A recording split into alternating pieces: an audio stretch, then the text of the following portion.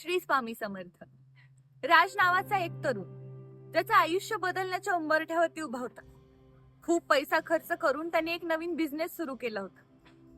पण माहित नाही का, बिझनेस नीट चालत नव्हता. नातेवाईकांचे टोमणे ऐकून सुद्धा त्याचं मन आता खचायला लागलं होतं. एक दिवशी असंच तो रस्त्यावरती बसला आणि स्वामींना म्हणाला की समर्था, आता हे जीवन काय करायचंय, काय घडतंय नेमकं आणि कसं बदलावं हे काहीच सुचत नाहीये. त्याला काही प्रश्नाचं उत्तर मिळालं नाही, म्हणून तो स्वामींच्या मठामध्ये गेला. मठामध्ये कोणीच नव्हतं, अगदी शांतता, फक्त मंद दिव्यांचा प्रकाश सगळीकडे पसरला होता.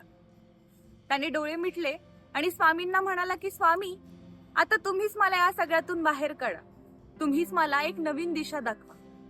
त्यावेळी त्याच्या मनामध्ये एक वाक्य उमटलं की दिशा बाहेर नाही, तुझ्या मनामध्ये शोध.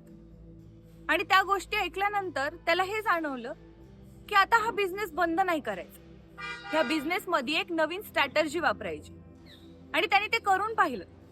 काही महिन्यातच त्याचा बिझनेस खूप जास्त चालायला लागला, खूप जास्त उत्पन्न मिळायला लागलं. आणि तेव्हा तो म्हणाला की स्वामी दिशा दाखवत नाहीत, ते आपल्या मनामध्ये असलेली दिशा ओळखायला शिकवतात.